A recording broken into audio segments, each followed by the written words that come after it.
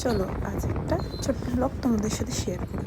কাল ছিল রবিবার, আমি আর আমার হাজব্যান্ড একটু বেরিয়েছিলাম, হাইল্যান্ড পার্ক গিয়েছিলাম একটু বডি ম্যাসাজ করাবে আমার জন্য।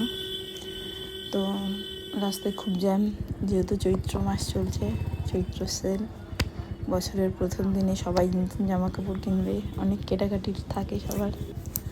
তো যাই হোক হাইল্যান্ড পার্ক গেলাম, গিয়ে গাড়ি রাখতে গিয়ে দেখলাম অনেক ভিড়, অনেক জ্যাম ছিল। তো যাই হোক গাড়িটা রাখার পথেই আমরা পেছনের গেটটা দিয়ে ঢুকছিলাম। ঢুকতে গিয়ে দেখলাম একজন ভদ্রলোক বসে আছেন, একটু ইশারাই দিল, আমার হাজব্যান্ড দৌড়ে আসছিল। তারপরে আমরা আবার ভেতর ঢুকে গেলাম, ও দাঁড়িয়ে পড়লো এখন। যাই হোক আমার হাজব্যান্ড গিয়ে বডি ম্যাসাজ করাচ্ছে। তো আমি একটু বাঁদিকে আশেপাশে গিয়ে ঘুরে দেখলাম শ্রীনিকেতনে প্রচুর ভিড় হয়েছে, প্রচুর পরিমাণে ভিড়, অনেকটা দূরে লাইন চলে গেছে, ভেতরেও প্রচুর ভিড়। যাই হোক ও বডি ম্যাসাজ হয়ে গেছে। তো আমরা আবার বাড়ির দিকে আসছি। বাড়ির দিকে আসার পরে আমাদের রাস্তায় আমরা কয়েকজন অতিথি আছে আমাদের বাড়ির সামনে, আপনারা তো জানেন। তো ওইখানে ওদের সাথে দেখা হলো, ওদেরকে ডাকলাম। আসার পথে দেখলাম ওই পুচকুগুলোর বাবা ওই ছেলেটাকে কামড়াতে আসছে।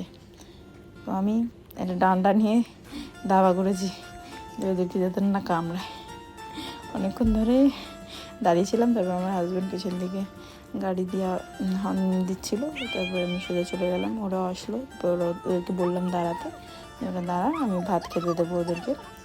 তারপরে দুই ভাই বোন মিলে কি খেলছে, দৌড়াদৌড়ি করছে।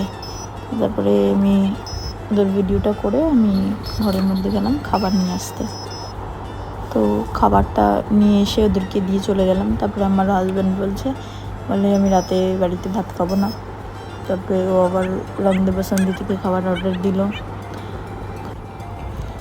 পরোটা, বাটার পরোটা, মটন কষা আর ওটা রাবড়ি ছিল, ওই অর্ডার দিল, ওটা দিয়ে খেলো।